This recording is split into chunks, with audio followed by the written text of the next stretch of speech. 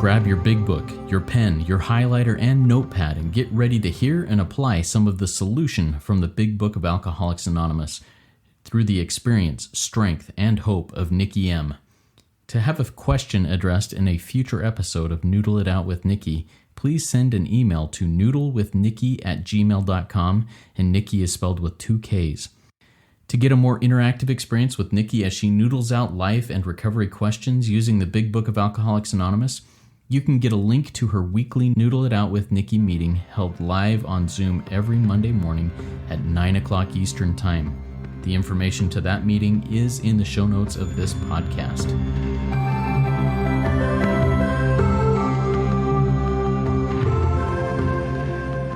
God morning, God afternoon, and God evening to all. My name is Justin B., and I am a son of an all-powerful and all-loving God and a qualifying addict of multiple fellowships living in the miracle of recovery. It is a beautiful place to live, and I'm here with the intelligent agent, spearhead of God's ever-advancing creation, and my co-host, Nikki M. Nikki, please take a minute and introduce yourself. Hi, everyone. I'm Nikki M., and I'm just filled with gratitude. I'm a grateful member, and that's what our book asks us to do, identify as a member of whatever fellowship you belong to. I'm just grateful that most fellowships take me no matter what my addiction or affliction. And that's really, those are the great rooms and the great Zoom meetings I like to be on, because our book says it's all inclusive, never exclusive. So I'm excited to take a sincere position to work for the creator of the universe today. Thank you. Thank you, Nikki. And I'm excited to be able to noodle this question out that I'm going to bring to you here in a minute. And once again, to those out there who are curious about maybe participating in a future Noodle It Out with Nikki M, you've got a question that you're just burning, that's just burning a hole in your soul that you want to bring out, go ahead and email us at noodlewithnikki@gmail.com. And we'll get to those questions in the future. But man, we've got some great questions that come in our own lives, in our own working of things, and in Nikki's other Noodle It Out with Nikki live meeting that she does every Monday morning. And in this recording, I'll bring a question to her that we will deep dive into the Big Book of Alcoholics Anonymous to find solutions to these questions, issues, or whatever we encounter in everyday life. The Big Book of Alcoholics Anonymous has solutions in for pretty much everything I can think of. And I'm grateful that Nikki is willing to share her time, her experience, her strength, and her hope to bring many of these solutions into the light. Now, get your big book out, get a pen, paper, highlighter out, get ready to take some notes as we run through this. Nikki, today I'm going to bring a question that I heard a little bit of in your morning meeting this morning in Noodle It Out with Nikki, and I combined it with some other real life issues that I've had with people in the fellowships that I'm in. So here's the question, or the situation followed by a question. It says, I am walking on eggshells around someone who is very integrated into my life. We'll just say our spouse. I feel that I can't do or say anything without causing them irritation and anger. I hate feeling this much fear, but I have hurt them in my addiction and am told that I deserve this treatment until they are ready to forgive me and move forward with it. When will it change? What do I need to do? Nikki, what do you think? Well, if I can find the unmute button, I think a lot. So here it is. I found it, and here I am. I'm writing some notes. There was something else. I deserve it. That's what that's a big lie. Let's just go here. I deserve to be abused and to be punished. That's old thinking. Number one, we are asked to come into this fellowship, and let me get out my big book, 4th edition, everybody. And if you're here and this is helping you and you just want to pay it forward, I always want to say, please, we're a RICO 12 family. So don't forget, I know Justin always says it, the 7th tradition, but I really don't, at my morning Monday live meeting, we don't collect the 7th because it's all here through your hosting of everything Noodle. So thank you, RICO 12 family, for everything. Here it says on page 55, I think it is. Let me just double check. It says you have to sweep away your prejudice, isn't it? Isn't that what we have to do? We have to, number one, sweep away our prejudice. That's old thinking, to think that you deserve anything. So you're already not working this instruction. See, I can hear right away, Justin, the instructions that people aren't following. And yes, if you're listening to us, this is a life instruction book. Is it the power? No, it gets you to the power. Layman's terms, it's a treasure map to the power, okay? Life doesn't come with an instruction book. Yeah, it does. You have to burn your life into the ground to get it. So welcome. Then I have to think honestly, am I really, I'm just going to say it, a piece of shit that deserves to be flogging myself every day? That's a lie. So you have to sweep away your prejudice and you have to think honestly. Then it says you have to search diligently within yourself for this power. Okay, so let's go back. I wrote some notes here. So you're walking on eggshells around this person, and it doesn't just need to be your spouse. Justin, I live with my mother, and my mother is untreated in many ways, because why does she live with me? Her husband 5 years ago or 6 years ago, it's all a blur now, pre-COVID, blew his head off in front of her, because that's where we go in the disease of alcoholism. So talk about walking on eggshells sometimes. You understand? Very sensitive. And, oh, well, Nikki, we don't take other people's inventory. I'm not. Turn to page 125. Because it says, this is a family disease. I know all the details of my mother and her husband of 25 years. Alcoholism is a family disease. So page 125 says, we alcoholics. How about we Al-Anons? How about we disconnected people from God are sensitive people? It takes some of us a long time to outgrow that serious handicap. So you're armed with the facts about the human race. The book is saying that being sensitive is a serious handicap. I asked my sponsees, what is a serious handicap? And I'll give one. No hands, no legs, no eyes. You can go on and on. And the book is calling that a serious liability, a serious handicap. So you're armed with the facts that, yes, my mother is sensitive. And yes, person who was on Noodle today, the person that you're walking on eggshells, number one, people had to do that around you many years. I know that because we're sensitive people. Don't say, oh, he doesn't like me and no one loves me. Or how about this? One person says something about me, Justin, and I know it's happened to you. The whole world hates me. That's a lie. It's just not true. It's like, it's not real. So you're armed with the facts. You're walking on eggshells around sensitive people. And then you said, I fear. Well, how long have you been in program? If you're new, yeah, you're going to have some fear. But if you are armed with the facts, on page 68, it says we trust an infinite God rather than our finite self. Turn to page 68. We trust an infinite God. So if you're in fear, you have to ask God to remove your fear. It doesn't say call your sponsor, everyone. I'm trying to flip here to page 68.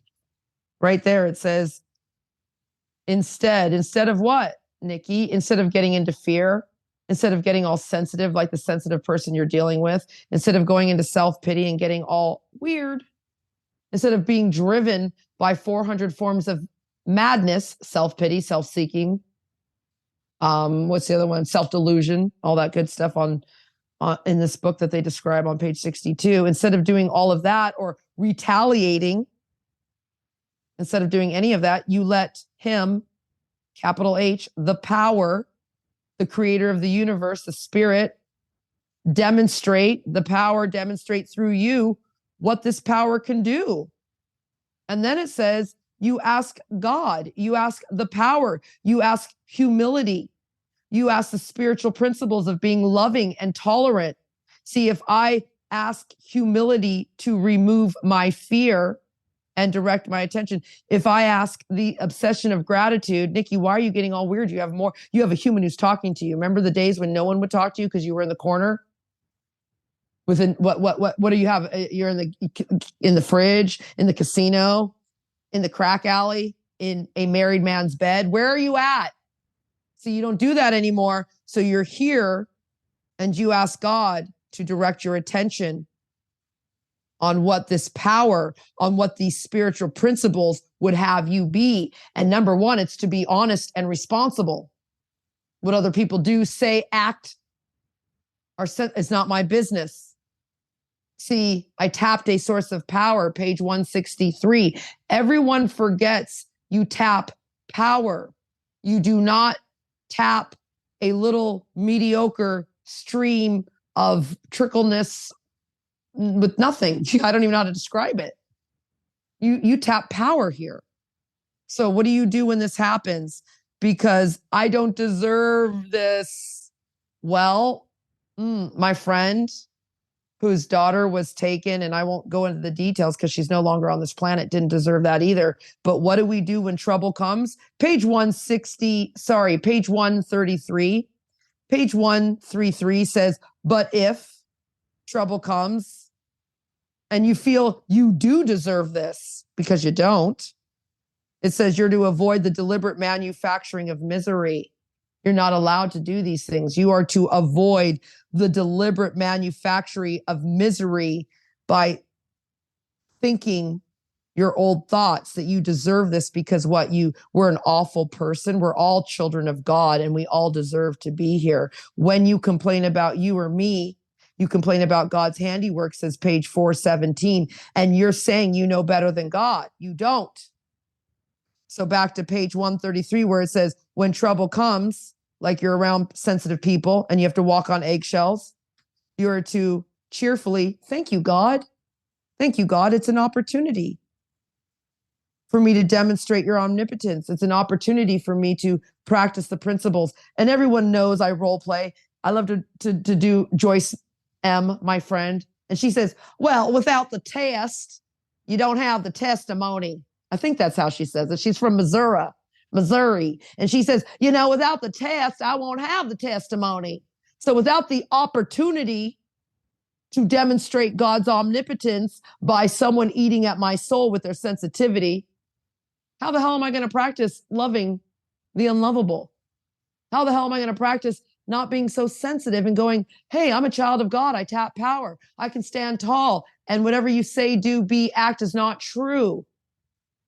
Does that make sense, Justin? I mean, this is serious stuff. And then, well, I'll roll here and then I want to hear something from you because I know where I took this person. I took him to page 118. See, when you're around sensitive people and you're walking on eggshells, it says, page 118, second paragraph down says, his ways. How about your ways? How about the human race's ways of thinking and doing are habits of years and decades? See, if you're like me and you're living in a society of 2023, I have been so brainwashed to believe that I have to work 60 hours. I have to look like J-Lo, Jennifer Lopez. I have to have the money of the Queen of England. I have to, be this non-reality. It's always inundated in me, Justin, because of social media and all these things that they didn't have years gone by. It was like your little community. Now the community is my world. So these ways of thinking and doing are habits of decades for me and for the person who is so sensitive, walking on eggshells, all of us running the show. So I have to be patient, not only with others, with myself. I have to be tolerant, not only of others, of myself. I have to be understanding, armed with the facts of the reality of what the hell's going on here in the world and the people about us. I have to be loving. See, it says these are the watchwords, and I have to show the human race these things in myself, and that will be reflected back to me from the human race. Live and let live is the rule. See, if you're sensitive and you don't like what I say, maybe I have to be more mindful with my words, but guess what? That's an opportunity for them to grow in effectiveness and understanding also. Oh, but they're not in program, Nikki. I don't care. Life is a trigger. I got so many triggers out there. Well, the book says on page 100, assuming you are spiritually fit, you can do anything and everything. Are you spiritually fit? Are you every day working all 12 steps? Are you, and we talk about it, I think in every episode, are you pausing when you're agitated or doubtful? Are you practicing these principles in all your affairs? This is so simple, but not easy, says page 14. A price must be paid. So, I mean, Justin, we could sit here all day and just like, there's a thing I want to learn. It's called pickleball. My sponsor's like, I play pickleball. I'm like, what the hell is that? I got to learn it. And you just hit the ball back and forth all day. We can hit big book instructions and quotes and promises and warnings all day long. And then we can go to bed and forget them and repeat them tomorrow. And then do that for 10 years until it becomes a working part of our mind. Yeah, I love this, Nikki, and I'm playing pickleball. I'm going to hit the ball, but you've served it to me. I'm going to hit it back to you with another question here based on this question. And you've addressed it a few different ways. I just want to drill down a little bit. And this goes to the beginning. You know, I feel I deserve this. So and I'm going to take the place of this person who asked the question and the theoretical group of people that asked this question. My addiction, my behaviors, my actions in the past have really been the cause of this lack of trust, this lack of this anger, this whatever it is that causes me to walk, makes me feel like I have to walk on eggshells. And you know, there's betrayal there, there's trauma there, there's, you know, whatever there. And you talked about decades, years. Can I go right to the quote? I'm already on it. I'm already on it. Yep. Here it is. It's page 83. Everybody turn here. It says the spiritual life is not a theory. It says, we have to live it. I put Nikki has to live it. See, it says, unless one's family expresses a desire to live upon spiritual principles, we think we ought not to urge them. So whatever they do is their business. We should not talk incessantly to them about spiritual matters. They don't want any part of it. Leave it. You've totally damaged the relationship. It says, here's a promise. You've destroyed it. You've cheated on her. You've cheated on him. You've thrown your children, Nikki, into the garbage. Not literally, but you just don't even care about them for a decade because you're chasing your drug of non-choice. And that can be workaholics out there. Workaholics, listen closely. It says the people you love, they will change in time. That's a promise. Then it tells us this promise too, this instruction, this fact. Our behavior will convince them more than your words. So remember, there's nothing you can say. You have to, your behavior, your actions. Oh, read the title page up here. It says into action. You got to get into action. And then it says, remember, if you see the must, you must remember that 10 or 20 years of drunkenness, of addiction, of ignoring your children would make a skeptic out of anyone. Put the name there. I put my biggest skeptic, and don't put me. I'm my biggest skeptic, Nikki. No, who's your biggest skeptic?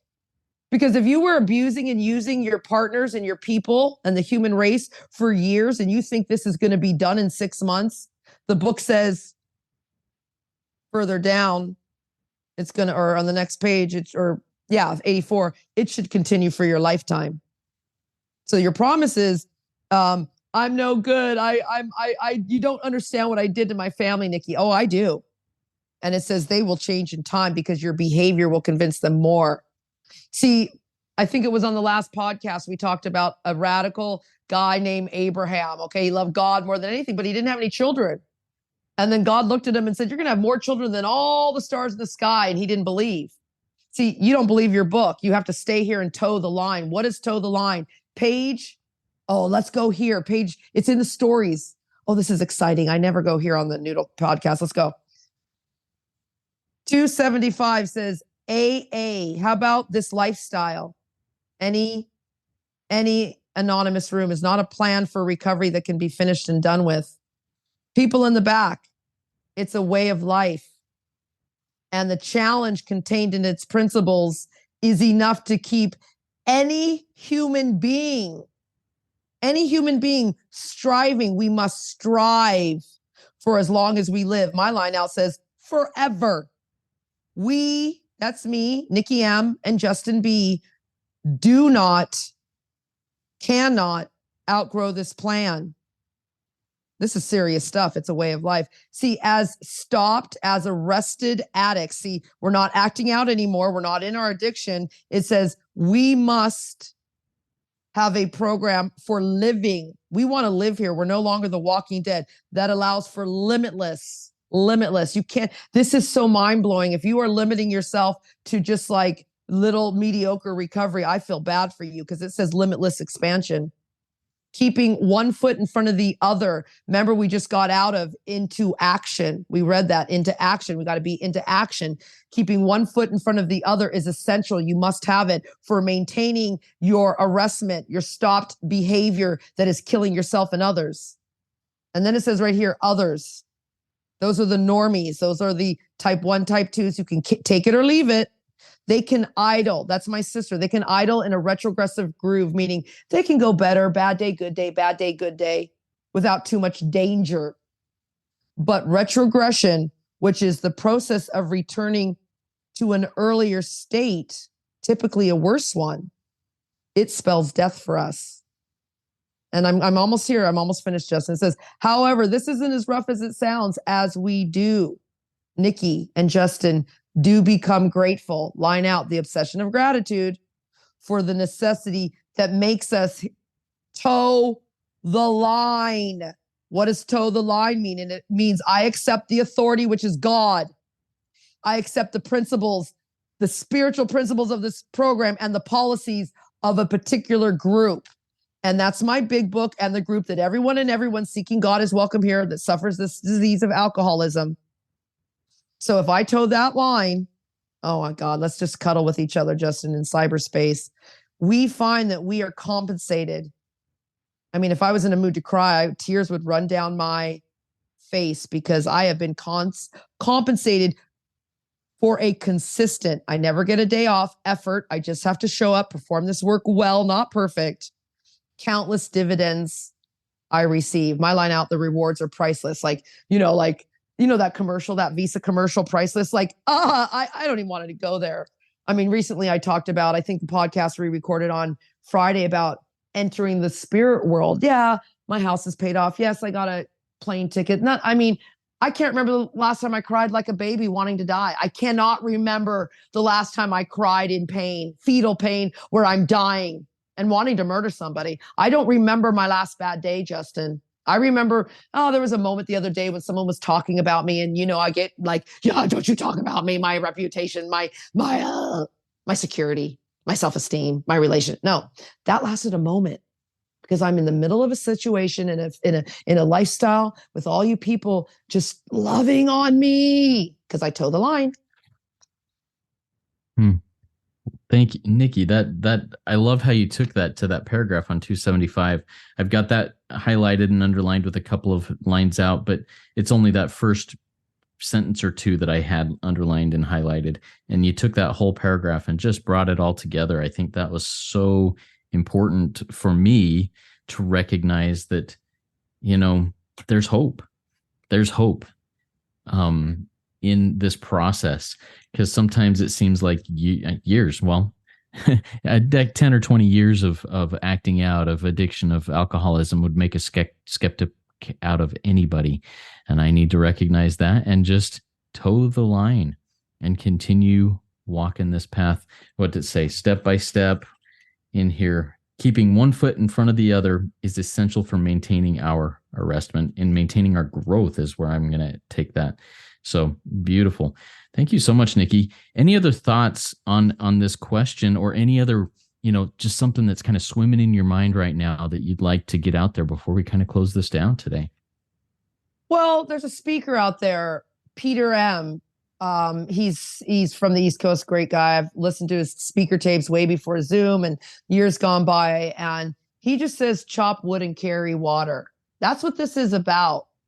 This is about, like, I was telling someone, when you go to, I'm going today to the dentist, and if you ever fill out your application, it says your occupation or your, whatever, you're filling out form and it says occupation. I have, in the last 4 years since I lost my job in COVID, anytime I see that, I just put servant. Sometimes I'll put of God. Mostly I just put servant. That's my occupation. I chop wood and carry water, as our friend, hey, Peter M., if you ever hear this, thank you. See, you affect people. This is what one day, Justin, we're going to do. Someone's going to hear this and go, they heard it. This is what we do, everybody. Just a little mustard seed. We work together. We grow together. We chop wood. We carry water. We become grateful every day. and then miracles happen. Or as I like to say, Justin, what do I like to say, Justin? I think you're going to a lifestyle for a lifetime, living a lifestyle for a lifetime. Perfect. Thank you, Justin. One day at a time, let's walk this and live this lifestyle for a lifetime. Chop wood, carry water, and just keep doing it. Things change, people change, but only as I change. Everybody keep coming back. It works when I work it. So work it. You are worth it.